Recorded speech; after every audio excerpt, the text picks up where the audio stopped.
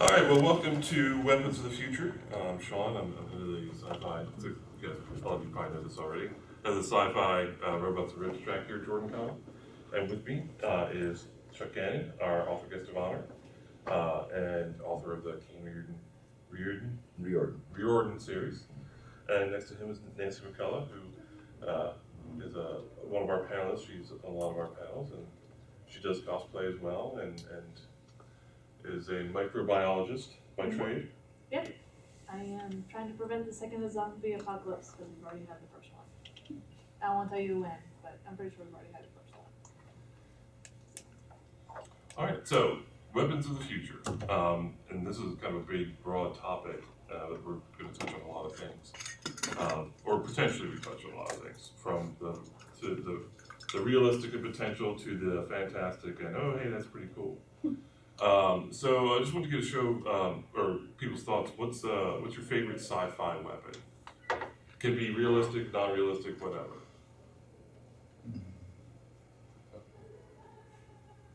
Maybe not my favorite, but most recognizable, the Death Star. And also completely, at least at current technology, not feasible at all. But yeah, the Death Star is definitely a recognizable weapon. One of my favorites was from Space 1999. Essentially, it was a giant stapler with little buttons on the end. They just would a hand stapler. They would, they do that, and then the beam would shoot out. I always liked that one. And iconic ones, obviously, the lightsaber is pretty iconic. But what do our panelists think? What are your favorite sci-fi weapons? Realistic or not realistic?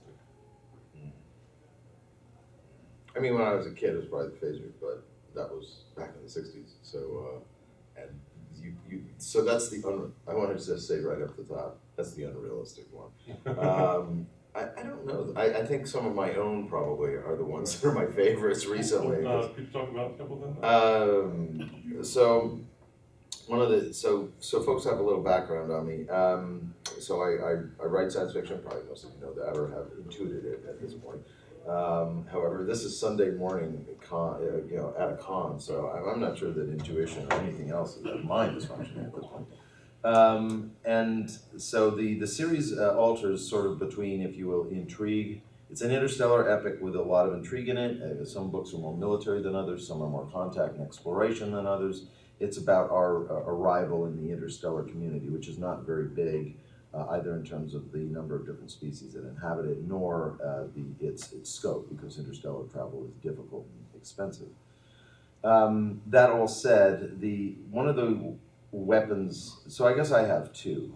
Probably, now that I think about it, my favorite adult weapon, which I do think is realistic in the long run, but that could be a very long run, is anything that is using essentially a mini railgun, a coil gun, something that's using electronic repulsion, electromagnetic repulsion as the means of moving a projectile. There are obvious difficulties with that. However, I think we have a much better chance of weaponizing that on a personal level, or at least a heavy weapons level, than the laser for a bunch of reasons. But obviously both are out there and exist. My personal favorite is one that has, I was asked to present. So I'm part of Sigma, that's science fiction in the national interest, and we're a bunch of science fiction writers who have been called upon various times to advise the government on things. It is largely a repository of unknown and obscure names like Cornell, Niven, Brin, Bear, etc. And so one of the things that I came up with and shows up in the books is a notion of one of the limitations of shoulder arms or any small arm right now is the fact that we've got the projectile married to the propellant, and that actually really cuts down the flexibility of and what's called in military service the scalability of your options.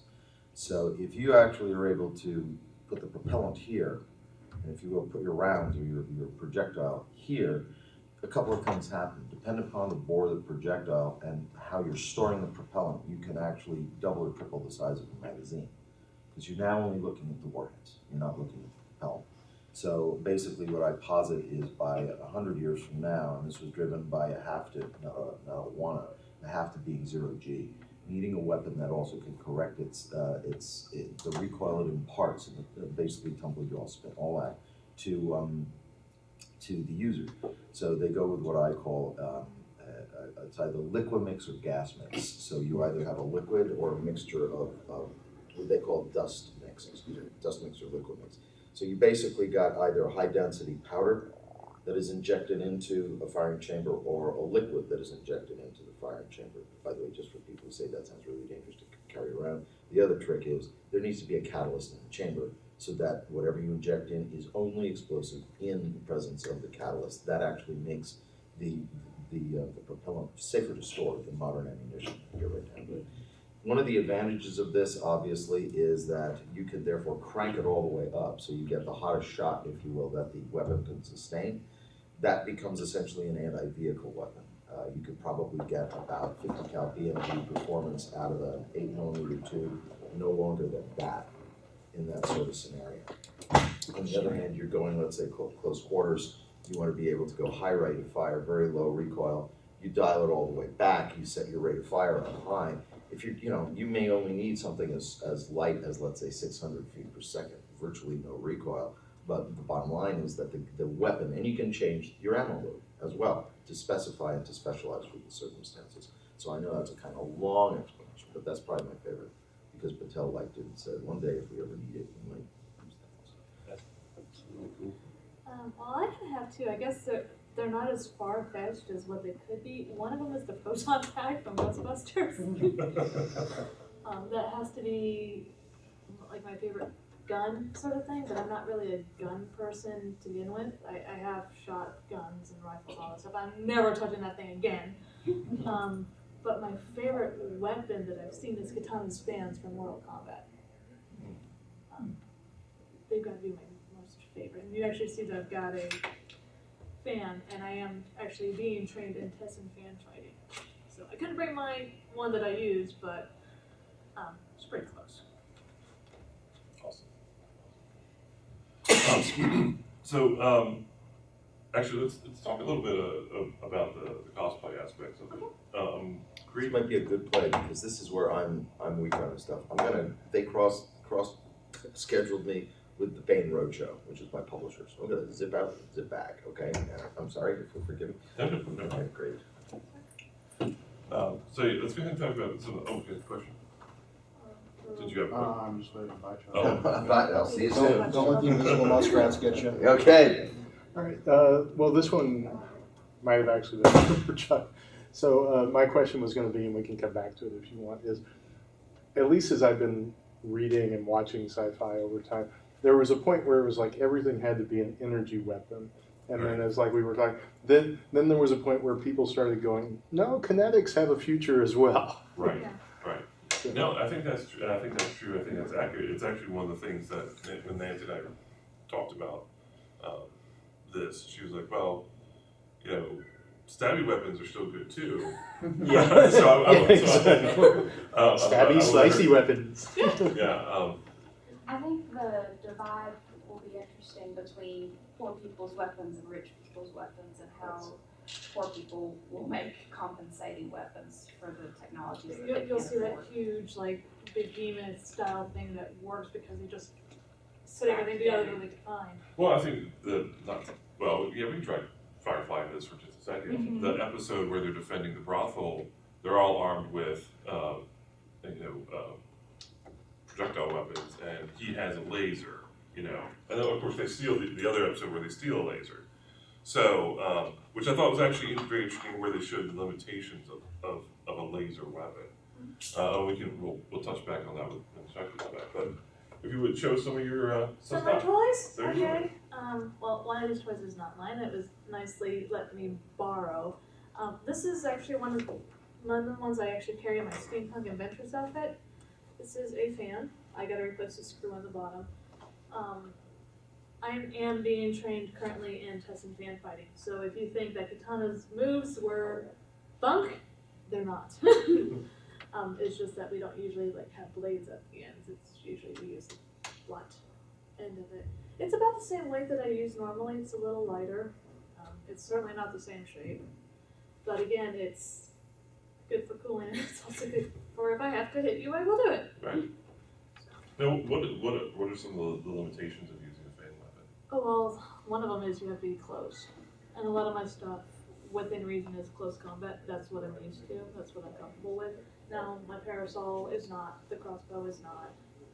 The low flintlock pistol is not. That's actually not mine. But a lot of it is being close and being, right up with it. One thing that I really like, if anyone's a gamer, has anyone played the new Killer Instinct? No. There's a character in there, her name is Hisako, and she's a Japanese UFA. She actually uses a naginata. I'm going, that's not right, until I started doing some of the research on it. And women in feudal Japan were trained to use naginata, which is a spear, because it dealt with the height difference, because it could get the distance. And so she's actually able to sling it forward and as well as a guy could. So that's one of the problems with a fan, is that you have to get close and you have to know how to use it. Trying to hit here, this will hurt, but it's not going to be as much as you hit here. A lot of it is circular motion, so you can flash them in the back and hit them in the back.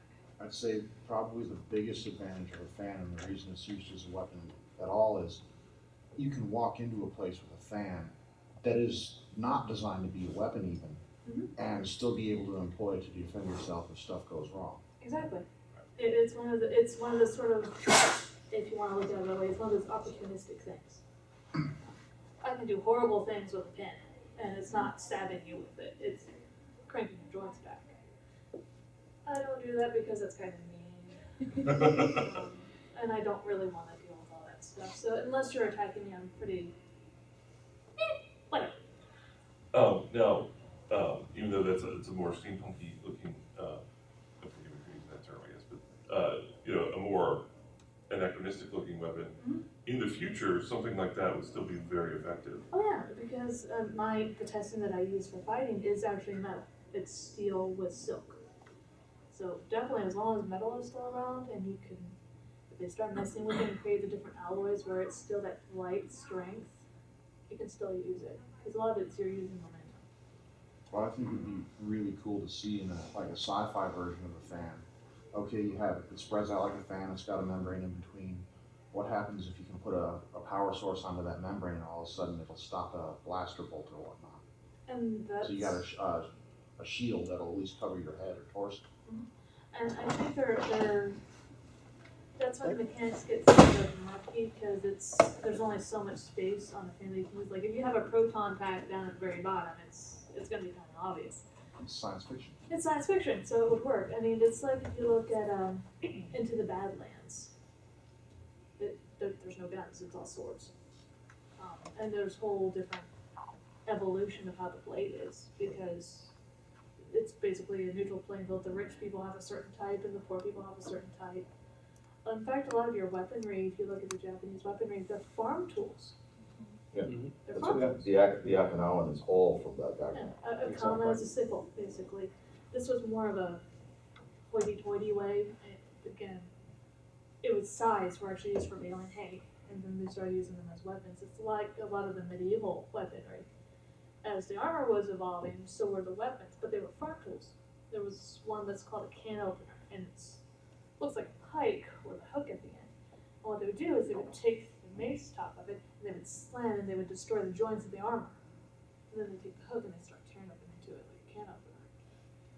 So there's a whole bunch of evolution of, it's an arms race. Okay, you're doing jointed armor.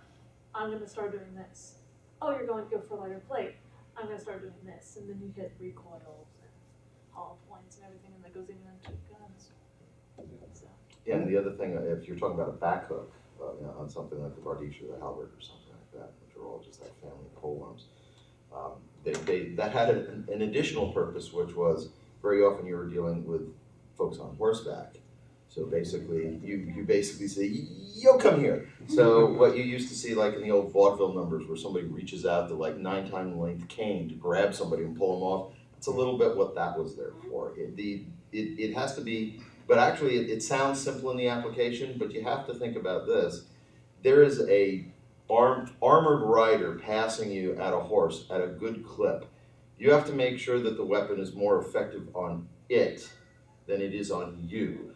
because all of a sudden you're gonna be getting pulled by that force poundage. So it's always a tricky business, and you have to stay very light on your And feet. do you want to kill the horse or not? Yep. Because you can cripple the horse and the rider's gonna come down eventually. I'd rather be that well-armored guy on the horse with purpose-designed weapons than the step above the peasant in the field using an improvised weapon or a... You'd be surprised how investment they got. The Duke, not to get us too far off topic, but the Duke of Burgundy thought the same thing until the Swiss pikeman beat the crap out of his team. It's like the English longbow. The English longbow is not actually an English longbow. It was actually Welsh. Yeah, it's much.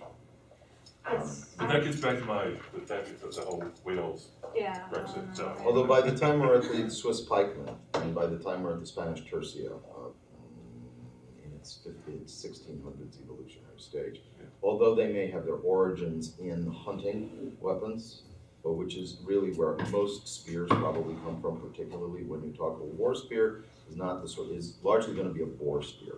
That's essentially the quillings off. And if you know much about boar hunting, you really want that very hefty shaft and quillings on just behind the head, because that boar is going to come straight up at you, even if it's gored. It will continue on. It's not just a one shot kill. You're gonna have to really just write it down. So, we have a question?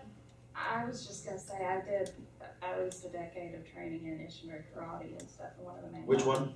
Ishinari. Yeah, I was Shotokan. And, one of the main weapons is a bow staff, which is just, It's a stick. it's a stick. It's a stick. And it's one of the most effective things in the world, especially for someone shaped like me that's not all buff and strong, because if you just move a little bit, it goes from tapping someone to going through someone.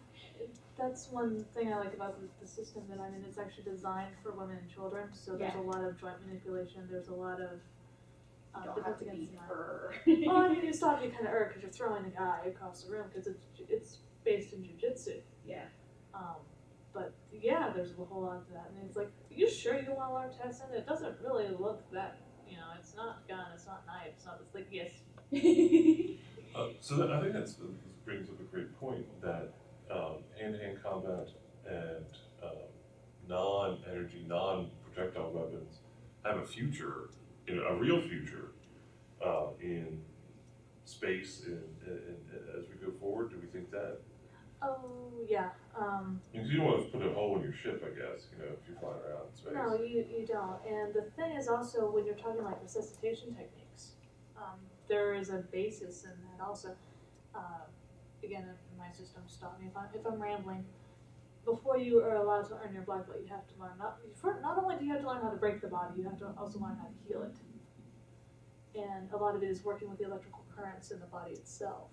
So the whole Vulcan nerve pitch, yeah, that's kind of far-fetched, but the application of it does make sense, because there is a move where you actually go against the collarbone to shock the person to wake up. And so there is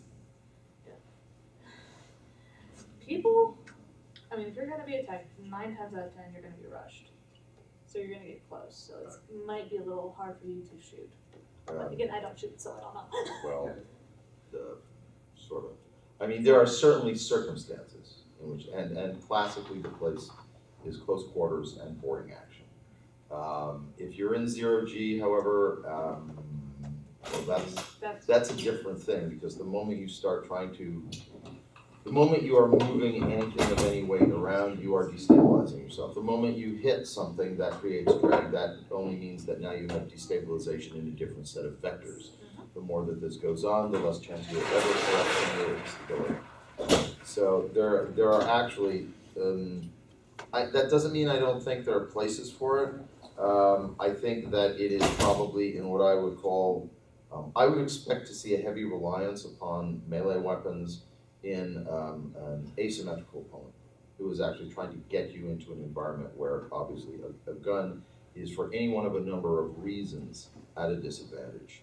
The thing that I would also think, I would make a basic prediction, look for them at night, because visibility is the firearm's distance weapon's advantage. The more, however, you're dealing with a foe that rules the night and can equalize that through vision or other sensors, you're almost back in the same place. But once again, that's why I look at it for asymmetry, because any smart foe is going to say, where are we deficient? And any smart foe is going to go to basically one of the basic tenets of Sun Tzu, which is find out where your enemy is strong, avoid it, find out where your enemy is weak, attack it. And always take the high ground. Yes, which can veer unless that's exactly what they expect you to do and are basing their strategy on it. And all of a sudden, maybe the low road is the way to go. Perspective. Yes. Coming off of that, one of my favorite weapons was essentially just an upgraded sword.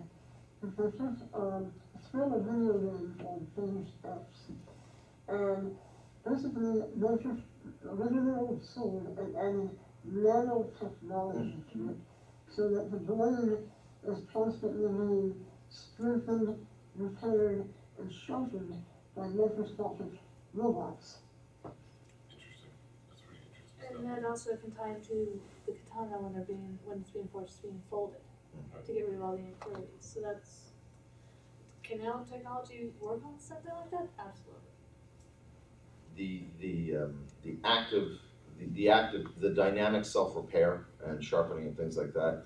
The thing that's one of the, so when I came into this panel, I wrote two things down right away, and we haven't talked about the one which, from what the work I do inside the Pentagon and et cetera, I can tell you is the thing that you always come up against, which is two words: energy density.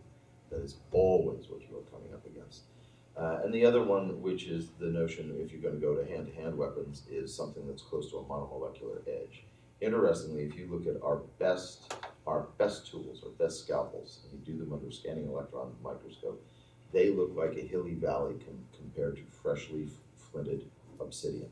Obsidian is extraordinarily, I mean, that is very close. It's not monomolecular, but it is so much closer than we're able to get with any current manufacturing processes. My lead-in, therefore, regarding the nanotech is that energy density actually, you think of that maybe in terms of lasers, you might think of that in terms of railguns or anything else.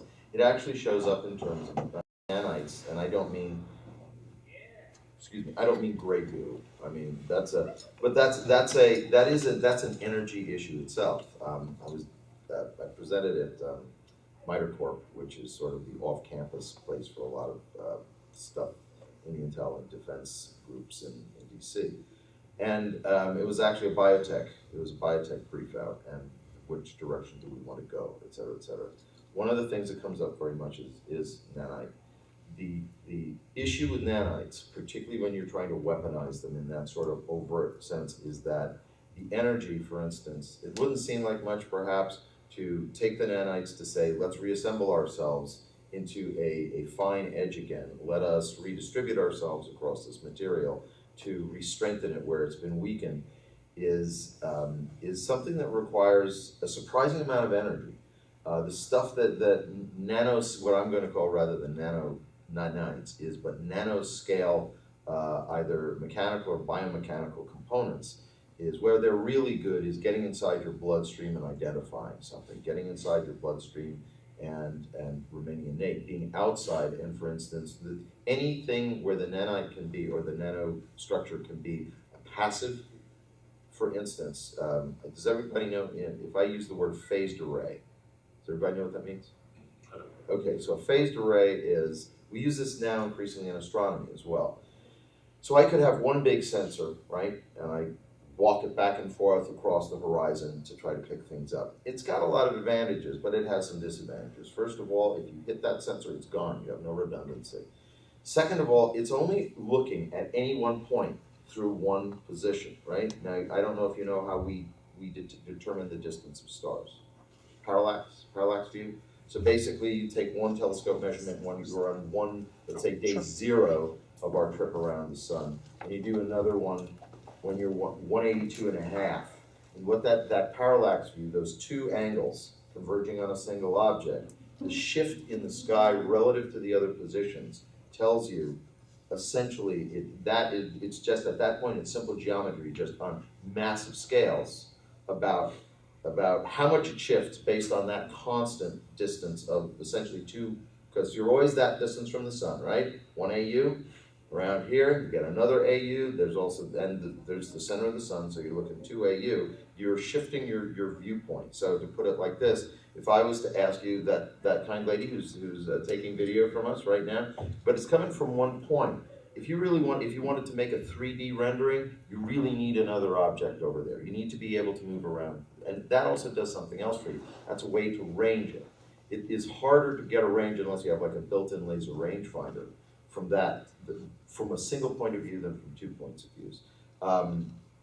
Energy density, phased array, wanted to get you in on the parallax to give you an idea, because that's really the biggest phased array we have. That we have one object over here and 2 AU away, another object, which is us.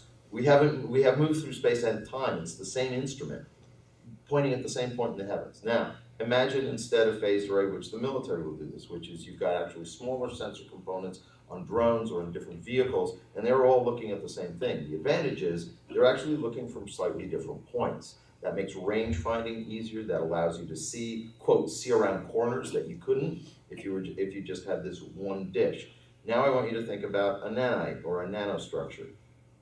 Tens of thousands fit into a test tube, and you scatter them. They're passive, but they will, when they get energy, light pushed into them, they're gathering it. They're also recording it. And at some point, you can either ask them to emit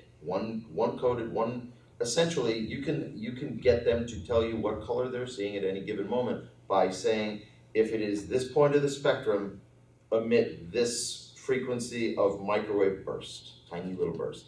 You can collect all that because they're also identifying themselves individually by a tag on that, and essentially you have 10,000 ways of seeing something. It's not going to be like a camera. It's not what you're doing. It would be a very crude image. But one of the problems with that now is energy density. So I'm bringing it all the way back. They've got to be able to tell you what's going on. The knowledge cannot remain resident. And even that one little microwave pip, is right now, that's our stopgap. So when we talk about anything having to do with nanostructures, we have to look very carefully at how much energy that it is implicit that they would have to expend to achieve the task we're envisioning for them.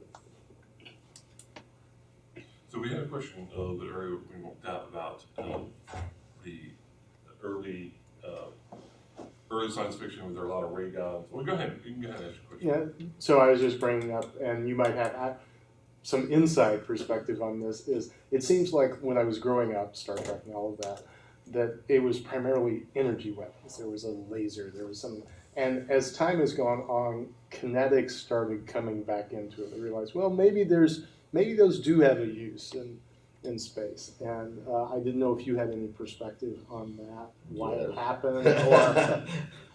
First of all, I do know where all those ray guns are.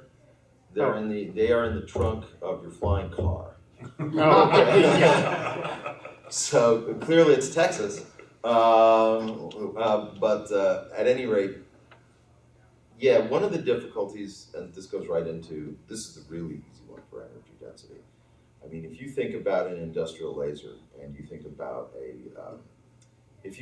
essentially, I'm going to call it a static energy storage medium, a battery, something like that, something that is not either, you're going to get a very short pulse and you're drained. That's the problem. That's why right now, for instance, we are looking at a whole lot of small craft laser engagement. The Navy used those, demonstrated those, certainly against aerial vehicles. My personal feeling is you're going to see lasers. They won't necessarily be very big. Their power supply will be very big. There's a reason why they look at putting railguns and lasers on nuclear-powered vessels, because you can actually draw enough power to use it repeatedly. Then there are other issues, but the primary issue with actually generating that beam is energy density. There are ways around it. There are ways around it. Capacitors that are flywheel-based and spinning at extremely high RPM can actually store a little more up for you, but only a little. And that's where the man-portable or person-portable ray weapon is a really difficult one. There is an ancillary problem, which is whether you're sending the heat or the energy downrange, there's somehow it's being created to feed or fuel whatever your projector is. Now you get into the issue of heat dissipation. Because if you can't dissipate the heat of the energy generation, that weapon is going to, it may hit your enemy, but sure as shooting, it's going to hit you right in the palm of your hands.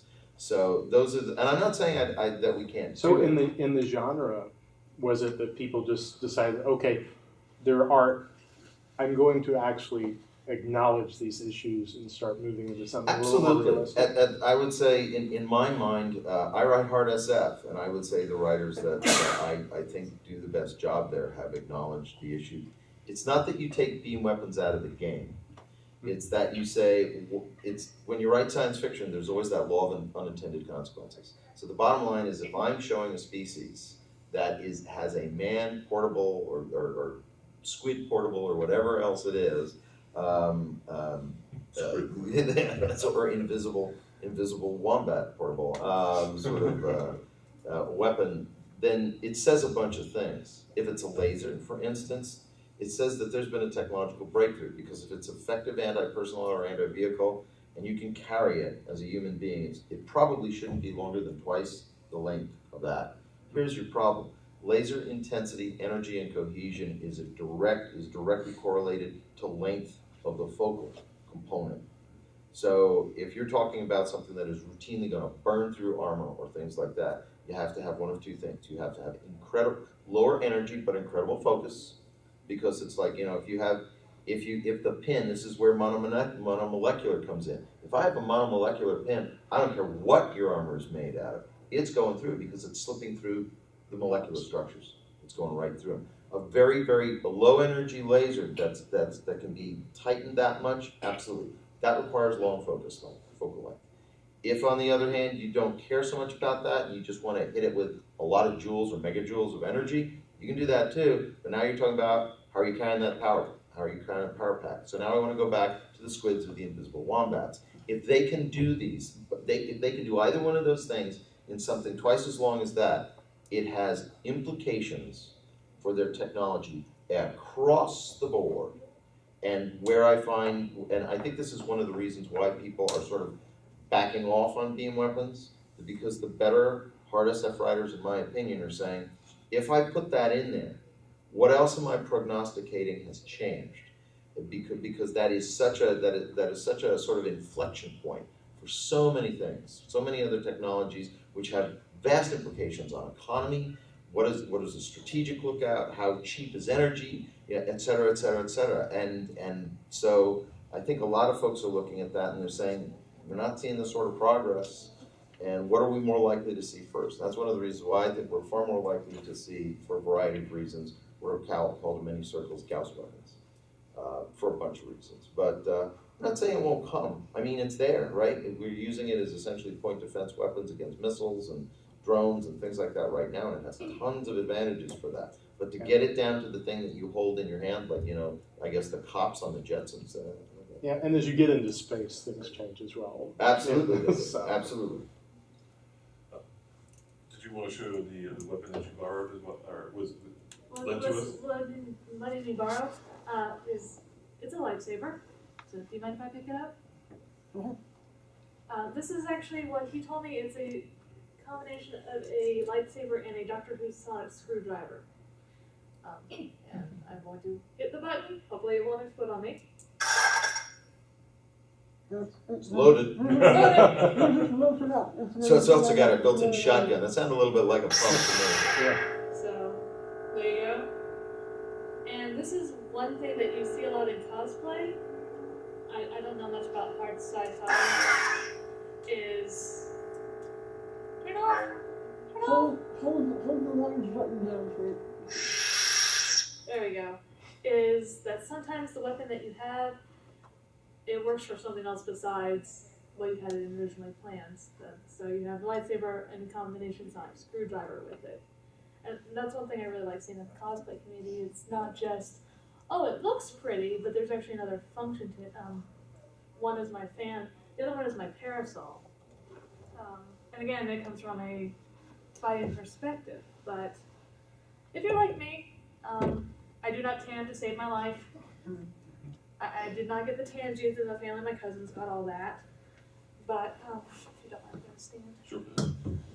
But this is actually a Victorian parasol fan that I found. And this is actually, you can use in combat, similar to fencing. So you can also tell that it actually gives you enough length. So the thing is, when it comes to Victorian, is that it doesn't always catch. But again, looks pretty. It's pretty light, keeps you out of the sun, until I decide to smack you with it.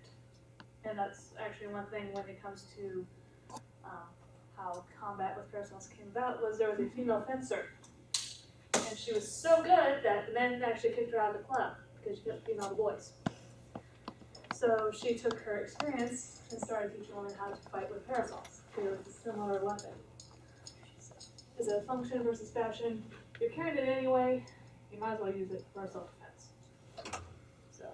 Well, so what are some of the, from the cosplay perspective, what are some of the difficulties with making something that looks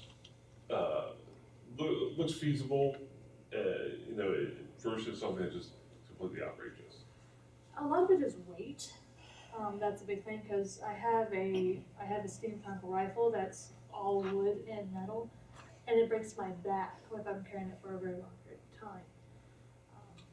It's a gorgeous piece, and it would actually work if you had the right power components to it. But it's just so heavy that it's just, you got a wood rifle base, then you've got metal tubing, and you've got glass on top of it, and more metal on top of it. It just breaks my back after a while. So there is that. There's also the weapons policy of the con that you're going to. This crossbow is actually built by Bill Harrison, if anyone knows him. He's like the IT guy to go with any con. And he designs, it's an object that he just colored and put a ball on, and he makes it con friendly. So you can actually see there's nothing for me to shoot with. I can still use the thing, and I can still pull this back a little bit, but it's basically inactive. So, and he does a lot of work. He'll find like the old ray guns from Flash Gordon, stuff like that, and he'll change them to where they work for him. He has an Optimus Prime helmet that he found that he steampunked in, so you put it on, you hit the button, and it says, "I am Optimus Prime," and it actually will modulate your voice. Oh, right. But it's still Optimus Prime's helmet. So a lot of it's the weight, some of it's the con policy, and some of it is what you're comfortable with. It depends on how big you want to do or how small you want to do. I don't know if anyone else has had this, but cons, when they're really crowded, can get kind of mean, and so you can get thrown into a wall in a heartbeat. So you don't want your nice head, your nice metal piece that you have carrying on your back to go against the wall and break. So it's a lot of spacing too.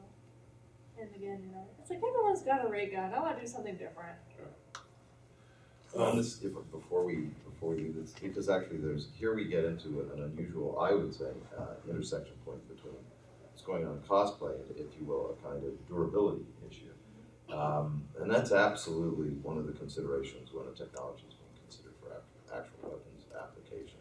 That's one of the reasons, one of the many reasons why we've stuck with the chemical propellant sort of systems we have now, because you can say anything else you like about it, it's incredibly rugged. And it can be built to ruggedized to insane amounts, particularly if you're not particularly concerned with pinpoint accuracy beyond, let's say, 150 meters. It is remarkable how crude a device you can make that will still be a highly functional combat shoulder or hand weapon. And that's one of the reasons why I think the application of energy, anything electric in combat, has a whole bunch of caveats on it. First of all, so how, you say, okay, well, we've got lasers, we've got these, why can't we do this? Well, let's see, first of all, you need to up the energy output, probably by at least an order of magnitude, possibly 2 in many cases. There's how often can it fire?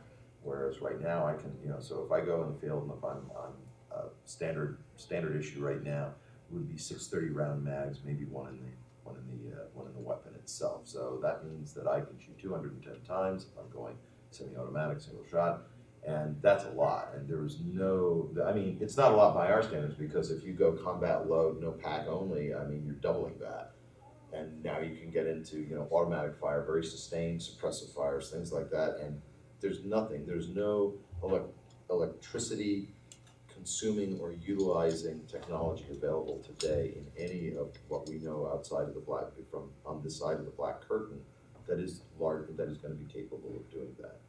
And so then you get into the other issue of, if you want to see how soldiers generally treat gear, my suggestion is go into the Wayback Machine and take a look at the old American Tourister ads, where they give a suitcase to a gorilla, an angry gorilla. And that is essentially the level of ruggedization that you want to anticipate, because that's what soldiers do. And it's not just because they're cranky, but when you're running for your life, which can mean either retreating or attacking, because when you're attacking, you're only going to have a window of opportunity X long before it's going to get a lot worse. So speed and life concerns are of the utmost, not the preservation of the systems that are dangling off you. And that means rough use when you need it the most. Yeah, that made me want to think about the other side of the equation too, as far as like armor and things to stop the blows. And I don't necessarily have a specific question there, but I was just interested in. Oh, I have a good story about that one. And it was actually a cosplay one too, so it was actually funny. I do a lot of Victorian style costuming, and one of the best armor pieces that I have found, and you can laugh at me as much as you want, is a steel-boned corset. It is basically you're wearing armor because of the way that it's designed. It's because you have the bones, it tends to reflect and bounce off a lot of things. So you have to have a lot of pinpoint accuracy to get in between those bones to cause damage. That's why if you take a parasol, you think you whack a woman on her side and she's wearing a steel-bone corset, 9 times out of 10 she's not going to feel it because the bones have taken the blow. I don't know how that works on twill or anything like that, but steel-bone corsets with armor, when it comes to just disrupting the force, works actually very well. Same thing with samurai armor. Yeah, there's a reason why they had all those little plates. It wasn't just because it looked pretty. I don't know why it was so layered. Mm-hmm. Actually, some of your best armor is air. That sounds weird, but if you're talking about an outer surface and an inner surface multiple times, it's the reason why down tends to be so warm. Many other things like that is because, for instance, if you were to take the melt, you can see this all over YouTube if you want. You take metal plate, 1 inch space metal plate, 1 inch space metal plate, and you take a look at, okay, this can deal with this much this much megajoule impact or foot-pound impact or whatever the case may be. And intuitively you would say that you penetrate this, then you have a little open space, you penetrate that. So you're probably going to do 3 times the 3 times the resistance, because you're looking plate 1, plate 2, plate 3, right? So whatever that width is, you're gonna say 3 times that. And you say, well, okay, it'll probably be even harder to penetrate if I put all 3 of those together, right? But it's not. It is not. Yeah, as you go through, and this is particularly true of missile weapons. Missile weapons, so they go in, they come out. As they come out, they're being delayed. Now they've got a shockwave moving behind them, and when they're coming out, basically, they are being, when they nose out of the other end, there's unequal drag, and that drag means that if the nose was spiraling like this, it's now going like this. And as it hits the next object, it's now pasting it. It's having to be this sort of wide drill. It's the resistance, because its flight characteristics have changed, are massive. And it is true also, as far as I know, for just about anything, whether that's a sword or anything else. But it is market firearms, particularly those which depend upon essentially a spin, tumbling around. Especially with air, you're also dealing with the wonderful world of friction. Yeah, and it also seems like anything is just, once it starts hitting something, you're going to get a cone of dispersion of some sort. Absolutely. So what would be a good defense, or is offense ahead of defense when it comes to our weapons? You talk about from a scientific perspective?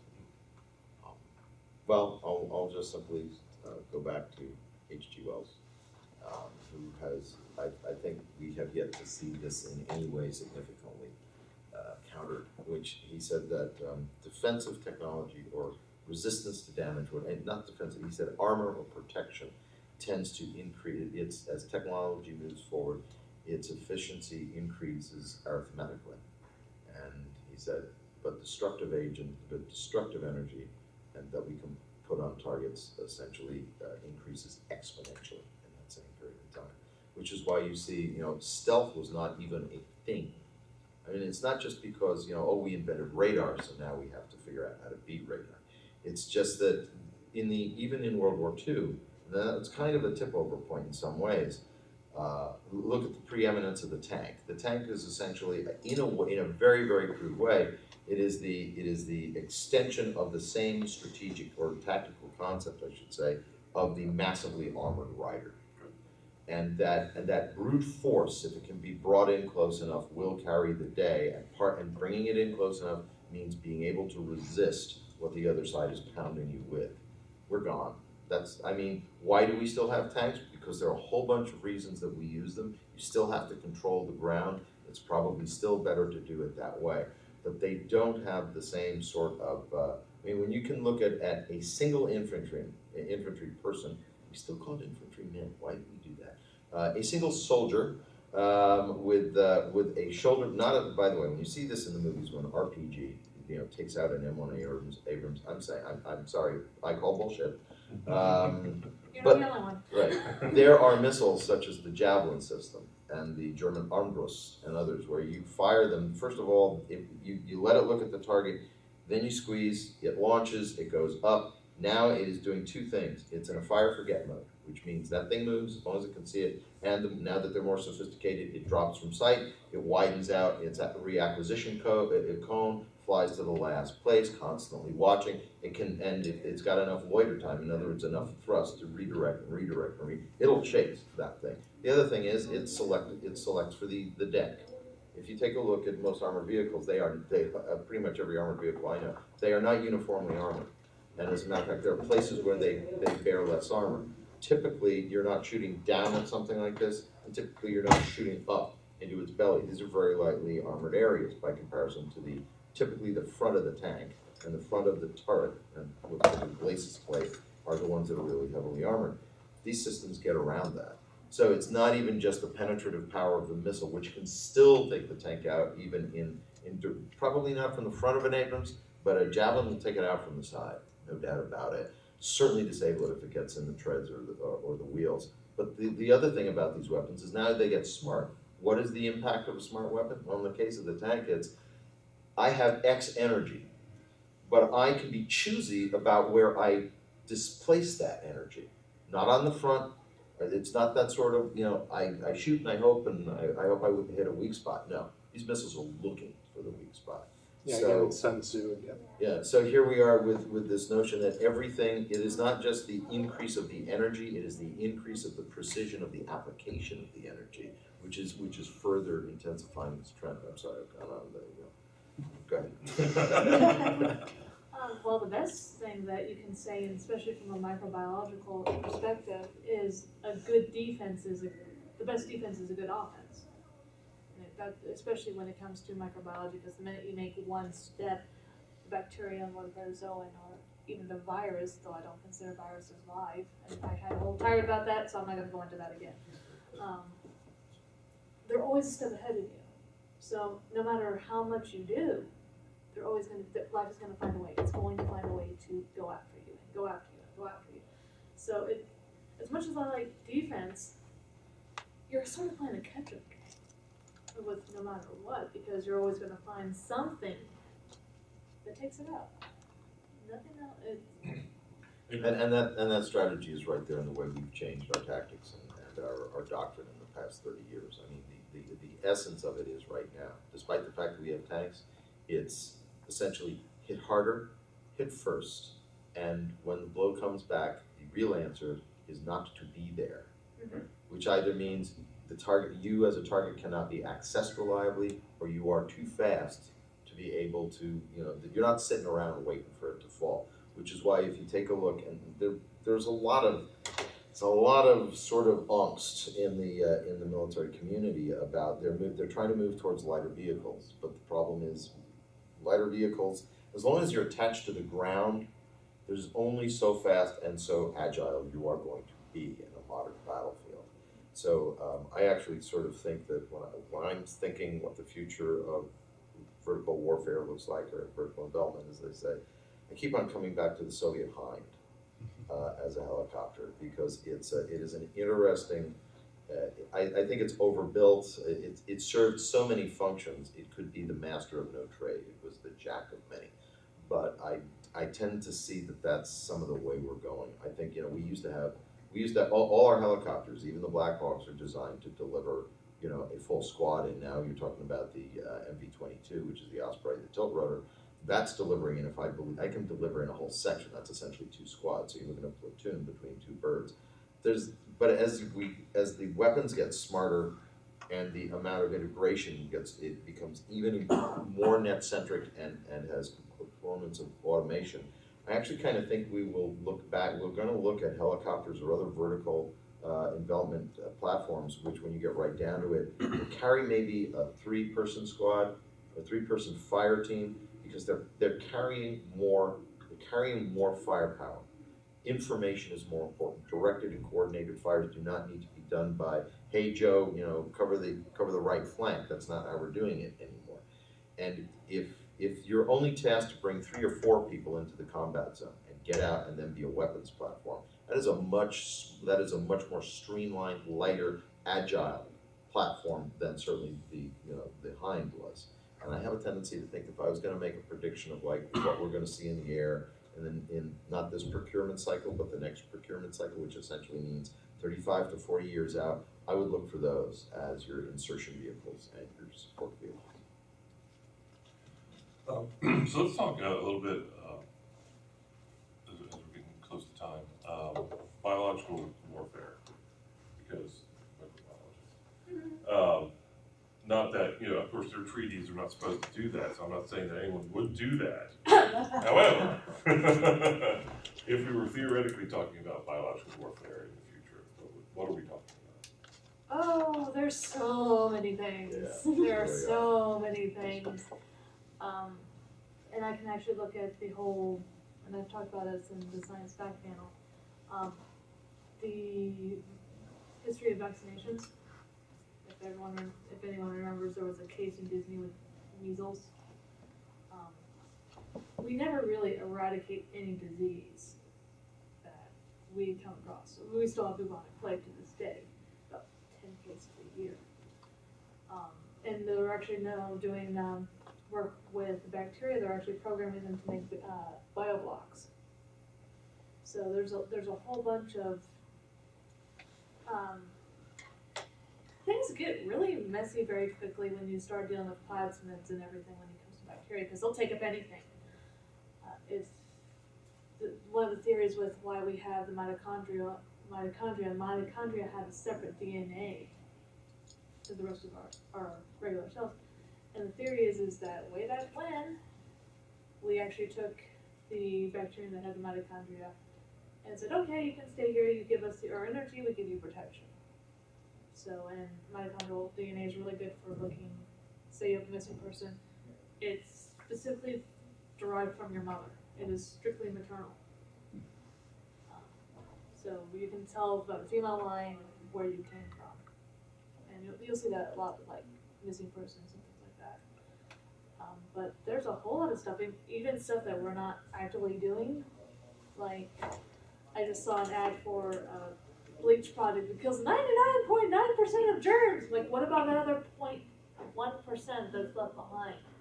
Because you're basically clearing the field for, okay, we killed off everything else, but these things are now have an even playing field to grow. You start seeing that. You see a lot of the resistant strains of this and that, and just, again, it's beating us at our own game. We think we cleared the field, and there's just one little one left, and if you're a bacteria, you can get a huge rollover within 24 hours. And something interesting that you brought up yesterday is about inserting biological elements that look for a specific DNA or DNA type as well. Yeah, and this is a real worrisome weaponization issue because it's got many tiers. Let's take supposition 1, which is no supposition at all. You know, you've got Ancestry.com, right? And Ancestry.com also has, if you will, its genetic equivalent. You know, you've seen all the ads. It's like, oh, I discovered I was 13% Cherokee, or something like that. That's only possible because there are genetic markers that track down through there.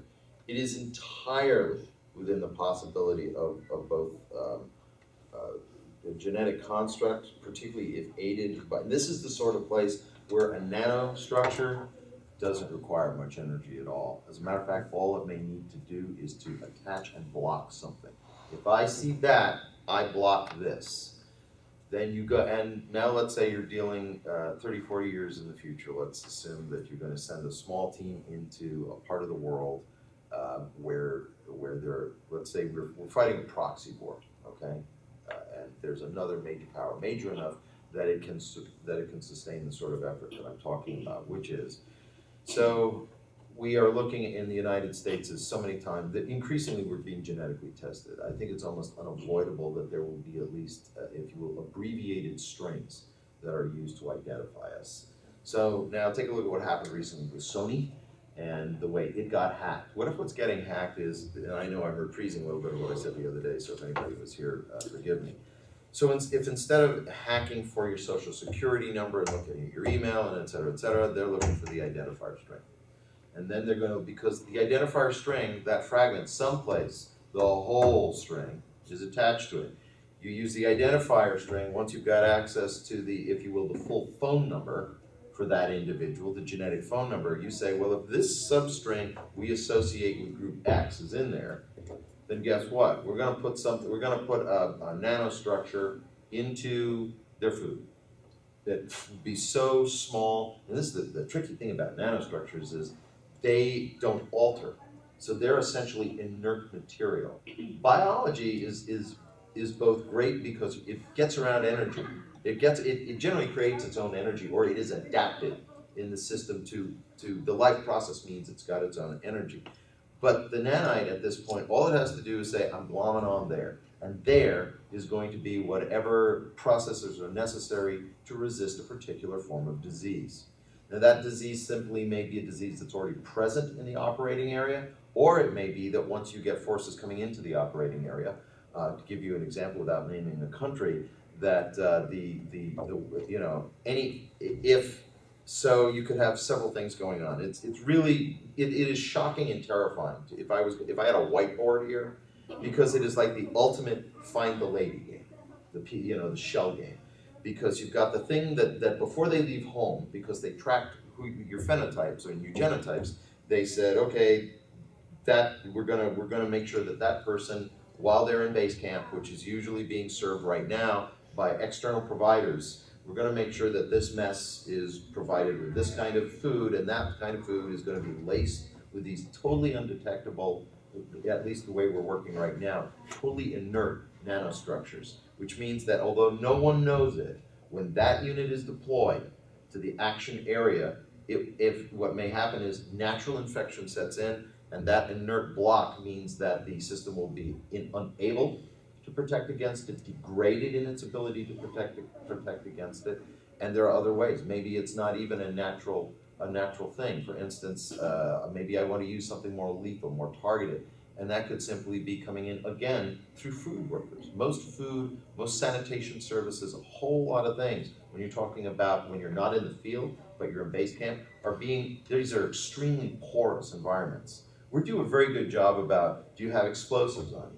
We do a very good job about, trace elements of a whole bunch of things that we identify as weaponization elements. We are really bad right now. And how do you,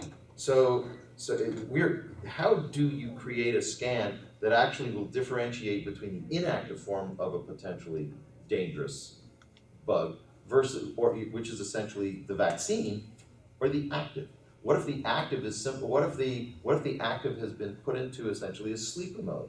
So it looks like, or in the presence of another activating agent, you'd be able to take not a vaccine, but you'd be able to take something that can go under the radar as a vaccine and reactivate it on site if you have the right cues for it. And the science beyond it is way beyond me, but there are some really impressive people at DARPA working at this, and it is scary, scary stuff. A prime example would be the chickenpox virus. It's already built into your genetic code if you've already had it. So as you get older, those certain factors pop up and you get shingles. It's already built into your code, so you're already stuck with it. Which would be, is not, is treatable, but if you're in the field and you suddenly get shingles while you're in the field in a combat situation, that You're can be doomed. I was going to say, I went to a panel at JordanCon this past year about, it was the writers for Mass Effect. And someone asked them the question, had any of the stuff that they wrote, like proposed futuristic stuff, actually come true in the real world? And one of the things they talked about was, in the game, there's this thing called the genophage, which is basically a biological agent that they created for a race called the Krogan, which were mass-producing, reproducing warrior races. They gave them this genophage, which targeted their DNA to make it very hard for them to reproduce, basically almost slowly wiping out their race. Sure. And they said that that scientists today are actually doing that with mosquitoes. Oh, no. And they've created, these things that will go in and target the female mosquito's DNA to reduce abilities to reproduce. They've already got the ability to have something go in seeking out specific DNA strands and targeting them already. You So- see that in honeybees. They're against the aggressive strains because the honeybee colonies, since they're social insects, they're more like their sisters than they are their mother. So genetically, you get 50% of your genes from your dad, you get 50% of your genes from your mom, idealistically. Well, when you deal with social insects, your wasps, some of your bees, and such like that, they're 75% like their siblings compared to the parent, because the parent has mated multiple times with multiple males. And so there's actually, and the bees have selectively done it yourself with breeding out the aggressive strain, because there was a while where everything was hybridized and everything was trying Africanized. And now you're getting that point where they're actually sort of breeding that off, because Africanized hives, especially up in here, they do not survive the winter. They do not build up enough storage for them to survive. So that's one big thing of, like, you cannot bring bees from Florida, you cannot bring bees from Alabama into Georgia because of that fear. Same thing with California. And to just, one last thing, to make sure that you don't sleep easy, at least tonight, or until you forget this. Right. We've talked about the energy requirements. In other words, what mission can you give a nanostructure that it can reasonably carry out, given whatever energy it might be able to harvest from the environment around it through biochemical processes and the like. So everybody here know what a telomere is? Okay, so those of you who don't, a telomere is like, if you will, in the old days of video dubbing, and you would get degraded signal, the more copies you get. Well, your telomere is essentially, if you will, it is the archive of identical iterations of the cell. As it has its life cycle, it dies, in the process of its death, it's also sort of setting off its replacement. And every one of those replacements is like a photocopy. And this is like an immense list of photocopies. However, as you go further down the chain, one of the things that happens is, like with those old videos, the coherence of that image becomes blurry and less reliable as you go down and down.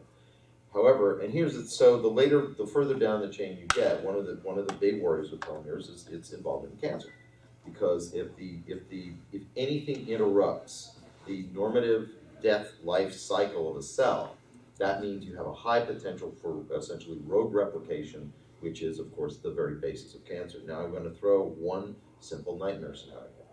I create a nanostructure which is designed to locate telomeres and go right as far down as they can and clip it. Now this is something that is so low energy. This would exactly be the mission you want for a nanostructure.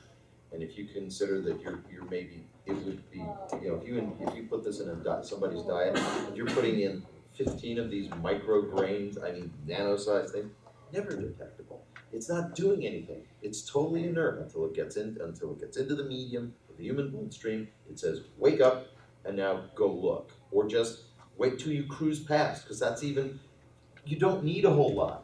And if you're only putting in 10 or 15 in a day, your cells pick them up or not, as the case may be. It may take a week, it may take a month, it may take a year, but at some point you're going to be starting to see these clips. And at some point one of those is going to go rogue. And at that point you have a big problem.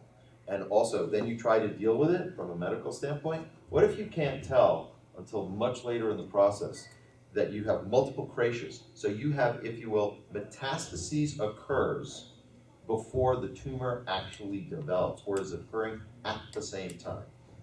And depending on the type of the cut, you could wind up with a different kind of cancer.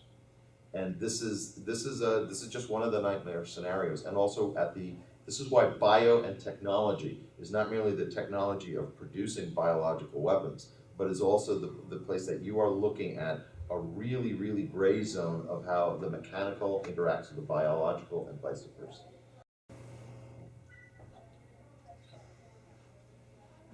Yeah. Oh, yeah. Just a comment, and I don't know how many of you have read Ender's Game, the whole series, but that's basically what happens in Ender's Game. There is a bug, a virus, something that is created by a company, and it attacks everybody, except a certain number of children, and those children are the ones who end up in the tests.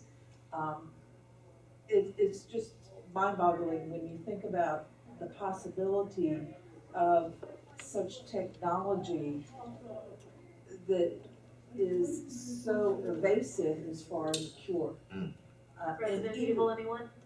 Yeah, even in terms of what medicine is doing now, everything that we used to have that would like smallpox, we get a cure, okay, then there's something that is introduced that makes it immune to the cure.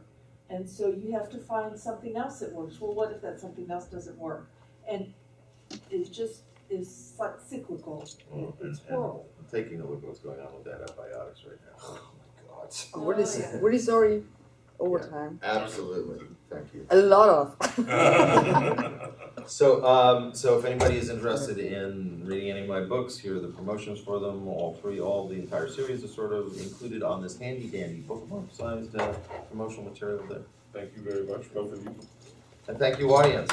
Sunday morning at a con. Before ending,